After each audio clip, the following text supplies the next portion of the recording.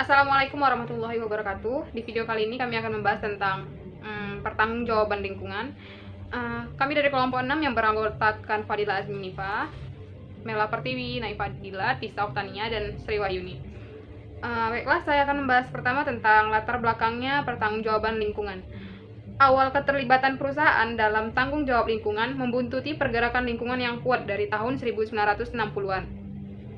Nah, pada saat itu muncul beberapa peristiwa yang terjadi sehingga timbullah kesadaran masyarakat bahayanya pada lingkungan yang disebabkan oleh manusia. Pada akhir 1960-an dan awal 1970-an, beberapa korporasi mulai menanggapi perhatian publik meskipun adaptasi dari kode etik dan corporate social responsibility atau yang kita kenal CSR.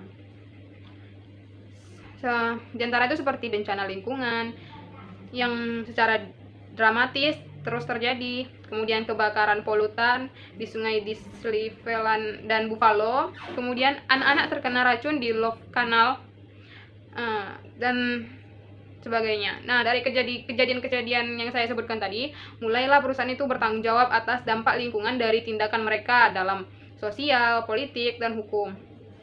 Kemudian, publik kemarahan akan hal ini dan bencana lingkungan lainnya. Oleh karena itu, pembuat kebijakan termotivasi untuk membuat undang-undang seperti Undang-Undang Perlindungan Lingkungan pada tahun 1969 dan Undang-Undang Kesehatan tahun 1970 yang memaksa perusahaan untuk mengangkat isu lingkungan dan keselamatan pekerja serius dan untuk menginternalisasi biaya yang sebelumnya telah dianggap sebagai kekhawatiran eksternal.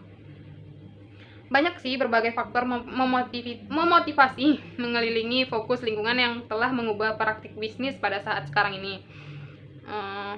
Ekonomi pada saat ini berpola pada ekonomi kapitalis.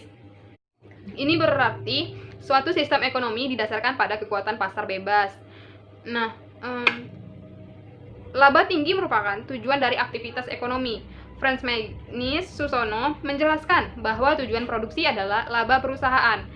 Hanya laba itulah yang menjamin bahwa semua perusahaan dapat mempertahankan diri dalam persaingan bisnis. Untuk meningkatkan laba, biaya produksi perlu ditekankan serendah mungkin. Oleh karena itu, ekonomi modern condong untuk mengeksploitasi kekayaan alam dengan semurah mungkin, dengan sekedar mengambil, menggali, dan membongkar apa yang diperlukan tanpa memikirkan akibat dari alam yang diambil tadi.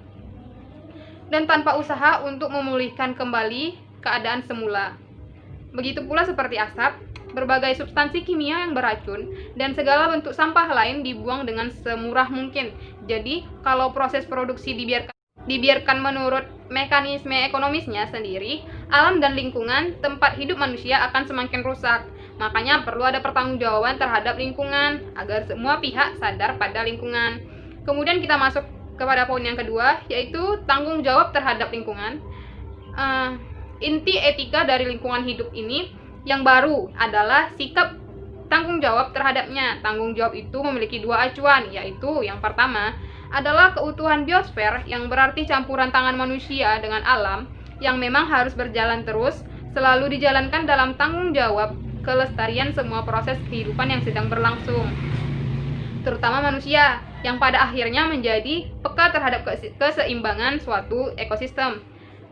Tanggung jawab manusia yaitu bertanggung jawab terhadap semua kelangsungan proses kehidupan. Yang kedua tadi adalah generasi yang akan datang yang sudah disadari keberadaannya dan hak-haknya sebagai tanggung jawab manusia. Setiap orang tua yang baik berusaha untuk menjaga rumah, perabot, dan tanah yang dimiliki sebagai warisan bagi anak mereka kelak. Sikap ini harus menjadi sikap umum manusia terhadap generasi yang akan datang. Manusia diberi beban berat untuk mewariskan ekosistem bumi ini dalam keadaan baik pada cucunya nanti, generasi yang akan datang. Sikap tanggung jawab ini dapat dirumuskan dalam prinsip tanggung jawab lingkungan seperti dalam segala usaha bertindaklah sedemikian rupa sehingga akibat-akibat tindakannya tidak merusak, bahkan tidak dapat membahayakan atau mengurangi kemungkinan kehidupan manusia dalam lingkungannya, baik hidup pada masa sekarang maupun pada yang akan datang. Baik, selanjutnya akan dijelaskan oleh Mela Pertiwi. Baiklah, saya akan melanjutkan penjelasan dari teman saya Fadila Azmi. Materi selanjutnya adalah mendefinisikan tanggung jawab lingkungan. Menurut Wildan dan Scarwatch, tanggung jawab sosial perusahaan tidak mudah untuk dilakukan karena penafsiran yang beragam dari prinsip sosial perusahaan. Namun pada akhirnya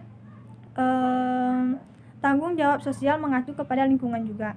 Hal tersebut sesuai dengan pendapat David pada tahun 1973 yang berpendapat bahwa tanggung jawab sosial mengacu pada pertimbangan perusahaan dan respon terhadap isu-isu di luar ekonomi sempit, teknis, dan hukum persyaratan perusahaan. Maka secara keseluruhan dapat disimpulkan bahwa tanggung jawab lingkungan perusahaan adalah kewajiban para pengambil tindakan yang melindungi dan memperbaiki lingkungan secara keseluruhan bersamaan dengan kepentingan pribadi mereka sendiri. Selanjutnya adalah tanggung jawab terhadap lingkungan. Kualitas lingkungan adalah kebaikan publik di mana setiap orang bisa menikmatinya tanpa peduli siapa yang membayar akan hal tersebut. Jika suatu produk yang dihasilkan oleh suatu perusahaan membawa dampak negatif dan negatif terhadap lingkungan atau menyebabkan pencemaran lingkungan, maka dapat dijelaskan berikut ini beberapa pencemaran terhadap lingkungan. Yang pertama adalah polusi udara. Polusi udara itu beberapa proses produksi menimbulkan polusi udara yang sangat berbahaya bagi lingkungan masyarakat karena bisa menyebabkan penyakit pada saluran pernafasan. Contohnya adalah polusi kendaraan bermotor dan produksi bahan bakar dan baja. Suatu perusahaan tentunya mempunyai tujuan untuk menghasilkan suatu produk yang baik. Dengan begitu mereka berusaha agar produk yang dihasilkan tidak membahayakan lingkungan. Contohnya itu pada perusahaan otomotif dan baja telah mengurangi polusi udara yang dengan mengubah proses produksinya sehingga lebih sedikit karbon dioksida yang dilepaskan ke udara. Peran pemerintah juga penting dalam mencegah polusi udara, yaitu pemerintah juga terlibat dalam memberlakukan pedoman yang mengharuskan perusahaan untuk membatasi jumlah karbon dioksida yang ditimbulkan oleh kegiatan produksi. Selanjutnya yaitu yang kedua, polusi tanah. Tanah telah terpolusi oleh limbah yang beracun yang dihasilkan oleh beberapa proses produksi. Akibatnya tanah akan rusak, tidak subur, dan akan berdampak buruk bagi kegiatan pertanian. Maka dengan demikian perusahaan harus mempunyai suatu strategi yang mengarah pada pencegahan terhadap polusi tanah. Misalnya itu perusahaan merevisi produksi dan pengemasan guna mengurangi jumlah limbah. Selanjutnya perusahaan juga harus menyimpan limbah beracunnya di tempat khusus limbah beracun. Perusahaan juga harus mendaur ulang dan membatasi penggunaan bahan baku yang pada akhirnya akan menjadi limbah padat. Yang ketiga adalah polusi air atau pencemaran air. Pencemaran air mengacu pada perubahan fisik, biologis, dan kondisi perubahan air yang akan mengurangi keseimbangan ekosistem. Seperti jenis polusi, hasil polusi air bila sejumlah besar limbah yang berasal dari berbagai sumber polutan tidak dapat lagi ditampung oleh ekosistem alam. Salah satu penyebab utama pencemaran air yang telah menyebabkan masalah kesehatan lingkungan yang serius adalah polutan yang berasal dari bahan kimia dan proses industri. Jadi sebuah perusahaan sangat berperan penting dalam menangani masalah tersebut dengan melakukan berbagai penelitian dan strategi untuk mencegah terjadinya pencemaran air. Maka hal-hal yang dapat dilakukan untuk mencegah hal tersebut itu terbagi menjadi dua, yaitu satu, penanggulangan non-teknis.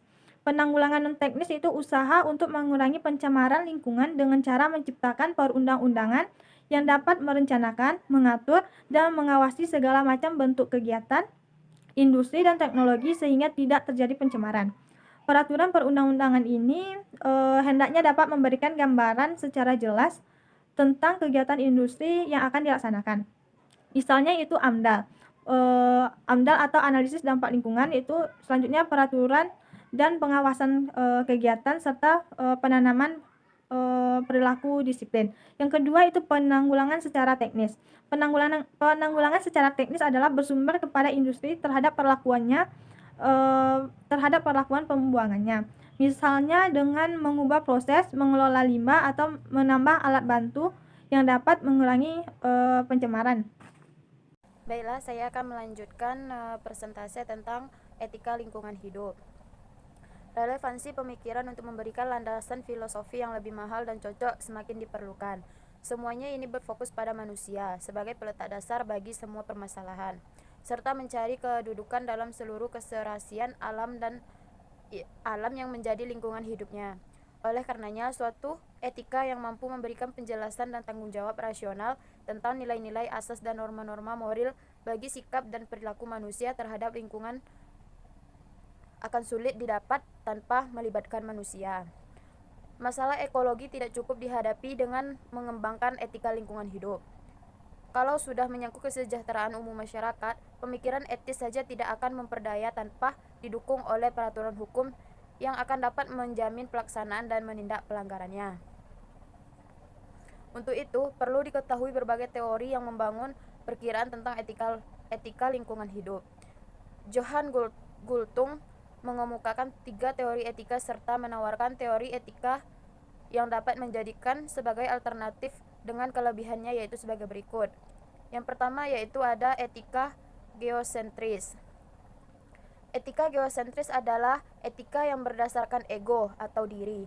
Fokus etika ini adalah suatu keharusan untuk melakukan tindakan yang baik bagi diri. Kebaikan individu sendiri adalah kebaikan masyarakat yang merupakan klaim yang dianggap sah. Orientasi etika geosentri disahkan pada filsafat individualisme dengan pandangan bahwa individu merupakan atom sosial yang berdiri sendiri. Dengan demikian, manusia merupakan pelaku rasional dalam mengusahakan hidup dengan memanfaatkan alam yang berdasarkan pada kenyataan pandangan yang mekanistik. Teori sosial liberal merupakan penopang utama pandangan otonisme tersebut. Ada 5 pokok sebagai ajaran dalam otonisme.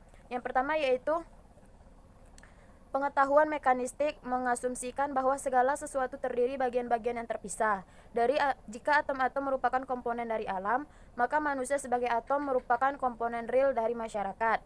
Yang kedua, keseluruhan merupakan hasil penjumlahan dari bagian-bagian. Jika demikian, maka masyarakat pada hakikatnya merupakan penjumlahan dari individu-individu sebagai pelaku yang rasional. Yang ketiga, pandangan mekanistik menerima asumsi bahwa sebab yang datang dari luar berlaku dalam bagian-bagian internal. Oleh karena itu, hukum dan aturan-aturan yang datang dari penguasa-penguasa sebagai bagian dari eksternal akan dipertimbangkan oleh masyarakat secara positif. Yang keempat, perubahan keseluruhan terjadi karena perubahan pada bagian-bagian, sama halnya dengan masyarakat yang perubahannya bangunannya dipengaruhi oleh individu-individu yang hidup di situ. Yang kelima, pandangan ilmiah yang mekanistik demikian akan berimplikasi pada sifat dualistik. Ada yang utama dan ada hal yang tidak utama seperti korporat.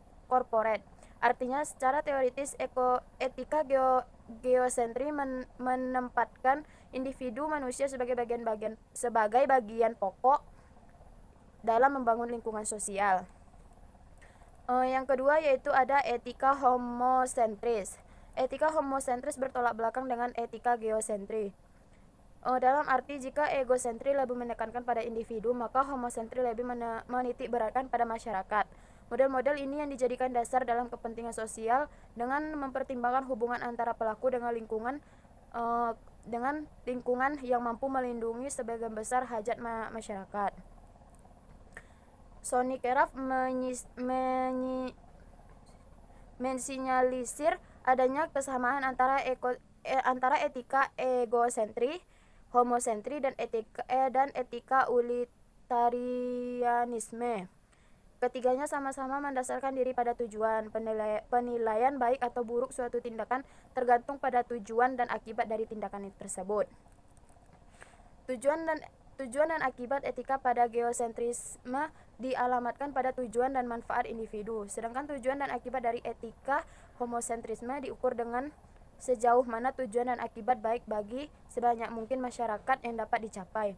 Akan tetapi, homosentrisme lebih dekat dengan utilitarisme, bahkan keduanya dapat dijadikan sebagai etika universal. Asumsi yang digunakan oleh etika homotrisme adalah sifat organis dan mekanis dari alam. Setiap bagian merupakan bagian-bagian organ bagi bagian lainnya. Jika salah satu bagian hilang, maka keseluruhan akan kurang, bahkan tidak berguna. Antara bagian dari satu keseluruhan memiliki hubungan yang tidak dapat terpisahkan dan bersifat saling mempengaruhi.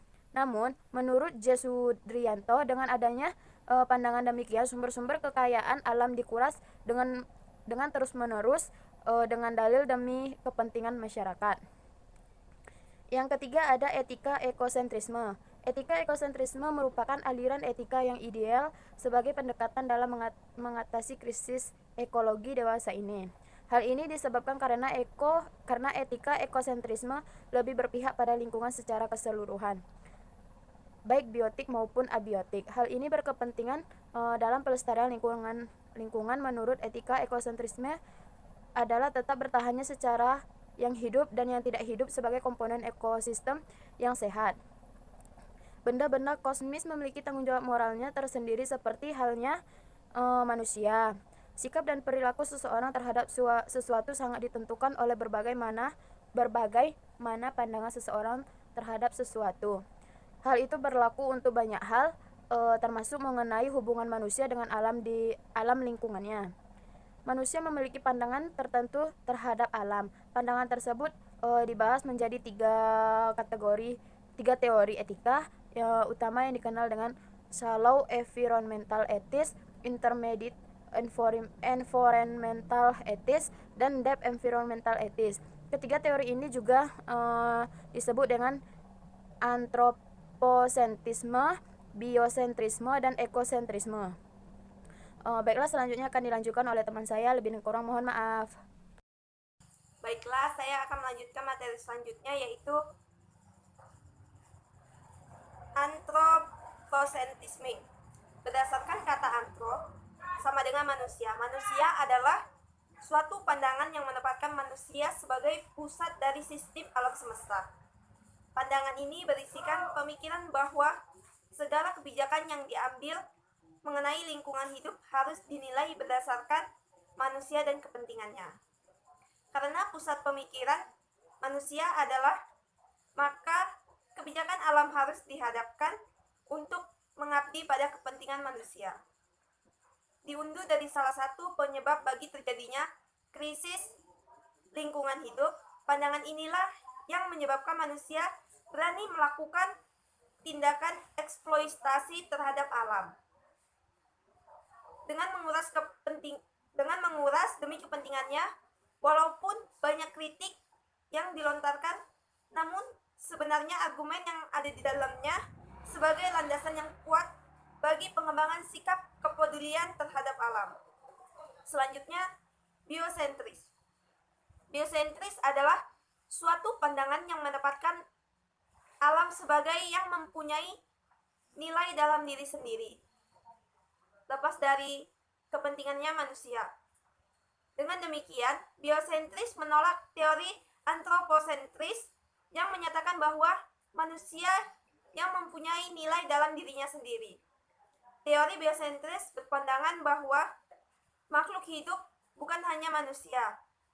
Ada banyak hal dan makhluk hidup lainnya yang memiliki kehidupan, sehingga harus dilindungi dan diselamatkan. Oleh karena itu, kehidupan setiap makhluk hidup pantas dipertimbangkan secara serius dalam keputusan dan tindakan moral, bahkan lepas dari pertimbangan untung rugi bagi kehidupan manusia.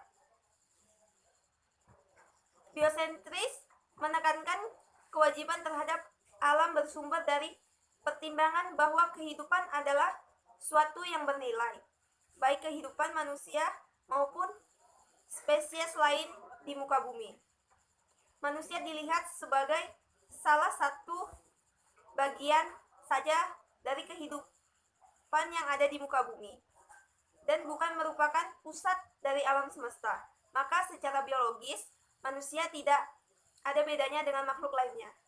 Terima kasih. Baiklah, saya Tisa Oktania akan melanjutkan materi dari kelompok kami, yaitu tentang ekosentrisme. Ekosentrisme juga disebut dengan deep environmental ethic, yaitu pada teori ini bukan hanya berpusat kepada manusia tetapi kepada keseluruhan makhluk hidup dalam mengatasi permasalahan lingkungan hidup. Manusia bukan lagi pusat dari dunia moral deep ekologi, tetapi memusatkan perhatian kepada semua makhluk hidup di bumi, bukan hanya dari kepentingan jangka panjang, melainkan demi kepentingan keseluruhan komunitas ekologi. Selanjutnya, deep ekologi menganut prinsip biospheric egalitarian, yaitu pengakuan bahwa seluruh organisme dan makhluk hidup adalah anggota yang sama statusnya dari satu keseluruhan yang terkait, sehingga mempunyai martabat yang sama. Ini menyangkut suatu pengakuan bahwa untuk hidup dan berkembang untuk semua makhluk, baik itu hayati maupun non-hayati, adalah sebuah hak yang universal yang tidak bisa diabaikan. Selanjutnya, sikap deep ekologi terhadap lingkungan sangat jelas, yaitu hanya memusatkan perhatian pada dampak pencemaran bagi kesehatan manusia, tetapi juga pada kehidupan keseluruhan alam, baik itu nilai spiritual, nilai budaya, biologis, dan medis. Selanjutnya, pembicaraan tentang etika lingkungan sangat diperlukan mengingat kerusakan lingkungan hidup dan pola pendekatan yang membahayakan dengan lingkungan terkait persoalan ekonomi. Kemudian, teori ekosentrisme dengan segala kelebihannya kiranya masih perlu mempertimbangkan homosentris agar tidak mengabaikan konsep sebab pelestarian lingkungan bukan berarti manusia menghormati makhluk lain untuk eksis, melainkan lebih kepada kewajiban dan tanggung jawab manusia demi kelestarian dirinya dan generasinya sebagai ciptaan Tuhan yang dipimpin dan sebagai ciptaan Tuhan menjadi pemimpin dan pemeliharaan di muka bumi. Sekian materi dari kelompok kami, lebih dan kurang kami mohon maaf. Assalamualaikum warahmatullahi wabarakatuh.